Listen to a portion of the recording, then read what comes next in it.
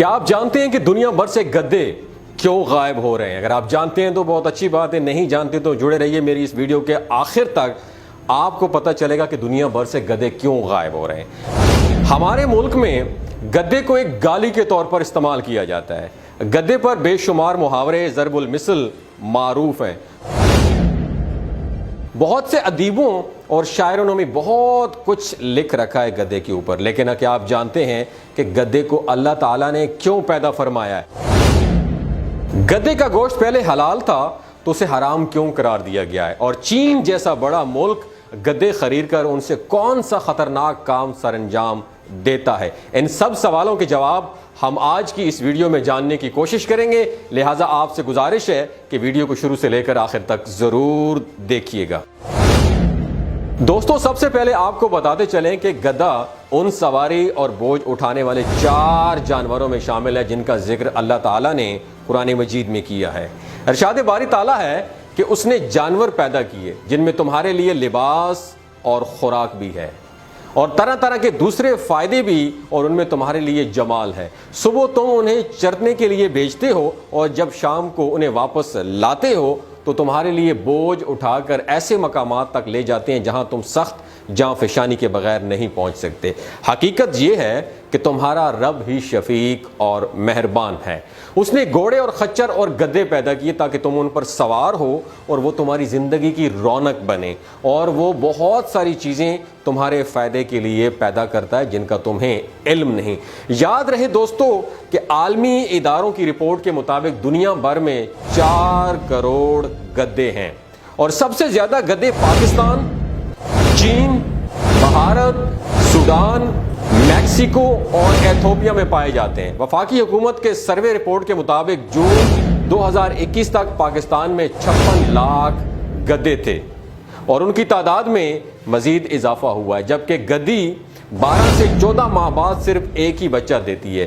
گدھوں کی فضیلت یہ ہے کہ گدھا انبیاء اور رسولوں کی سواری رہی ہے، یہاں تک کہ حضور اکرم صلی اللہ علیہ وآلہ وسلم کی ملکیت میں بھی 2 گدھے تھے، ایک کا نام حفیر اور دوسرے کا نام یفور تھا۔ یفور آپ صلی اللہ علیہ وآلہ وسلم کو خیبر سے ملا تھا، اور اس نے آپ صلی اللہ علیہ وآلہ وسلم سے کلام کیا تھا کہ یا رسول اللہ صلی اللہ علیہ وسلم، میرا نام زیاد بن شہاب ہے، اور میرے باپ دادوں میں سے 60 ایسے گدھے گزرے ہیں جن پر نبیوں نے سواری فرمائی ہے۔ میری خواہش ہے کہ آپ مجھ پر بھی سواری کریں اور آپ کے بعد کوئی اور مجھ پر سوار نہ ہو۔ آپ صلی اللہ علیہ وآلہ وسلم نے اس پر سواری فرمائی اور اس کے بعد کوئی اس پر سوار نہ ہوا، اور آپ صلی اللہ علیہ وآلہ وسلم کی رحلت کے بعد وہ کنویں میں گر کر ہلاک ہو گیا۔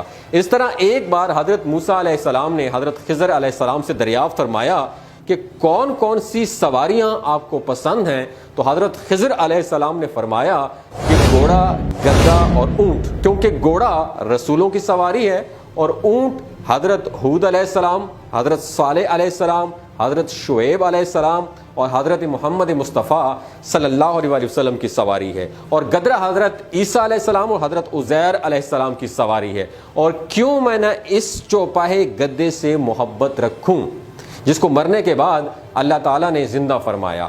گدھے کو اللہ نے انسانیت کی خدمت کے لیے بنایا ہے کہ وہ سواری اور برڈن اٹھانے کے کام، یعنی بوجھ اٹھانے کے کام آئے، اور وہ اپنی رسپانسبلٹی احسن طریقے سے انجام دے رہا ہے۔ صبح سے لے کر شام تک کام میں لگا رہتا ہے، کبھی بوجھ اٹھا کر پہاڑوں پہ چلا جاتا ہے، کبھی صحرا میں، کبھی بازاروں میں، کبھی کھیتوں کھلیانوں میں، منڈیوں میں، کچے پکے راستوں پر رواں دواں رہتا ہے۔ وہی تازہ ترین چارہ اپنی پیٹھ پر لاد کر لاتا ہے، لیکن اس کے سامنے وہ تازہ ترین دیگر چارہ جو ہے دیگر جانوروں کو ڈال دیا جاتا ہے، اور اسے کچرے کے ڈھیر پر عموماً دیکھا جاتا ہے کہ باندھ دیا جاتا ہے کہ یہاں سے سڑا سوکھا بوسیدہ باسی پرانا کھانا کھا لے، اور وہی کھانا کھا کے بیچارہ گدھا اپنا پیٹ بھر لیتا ہے، دوسروں کی چارے کی طرف بالکل بھی نہیں دیکھتا۔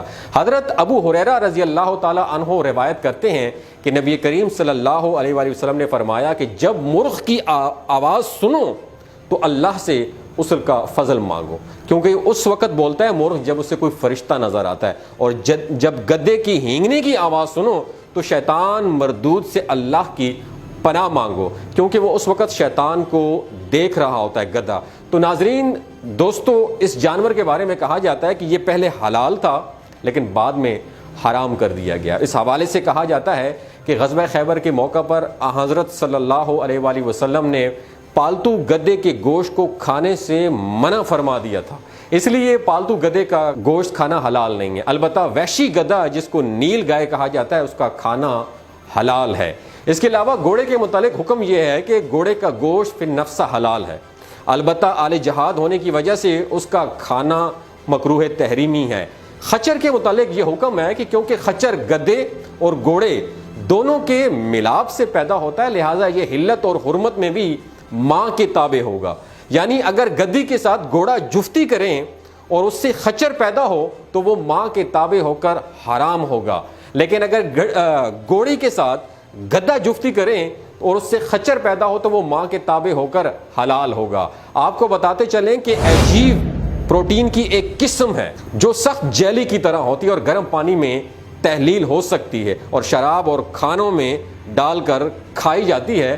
یہ خون کی کمی کے شکار لوگوں کے لیے بلڈ ٹونک ہوتی ہے، لوگ اس کو کیپسول میں بھر کر کھاتے ہیں اور پاؤڈر ملک کی طرح گرم پانی میں گول کر بھی پی لیتے ہیں۔ یہ جلد اور خوبصورتی کے لیے بھی بہت اچھی ہے، یہ فیس کریمز، فیس پاؤڈرز اور میک اپ کی مصنوعات میں بھی اس کو یوز کیا جاتا ہے۔ یہ معاملہ یہاں تک تو ٹھیک ہے، لیکن اصل ایشو گدے ہیں، کیونکہ ایجیو کا ماخذ گدوں کی کھالیں ہیں۔ یہ جلد سب سے زیادہ گدوں کی کھالوں میں پائی جاتی ہے۔ چین اسے دھڑا دھڑ مارکیٹ کرتا ہے اور اس کا کمرشل استعمال 2011 میں شروع ہوا۔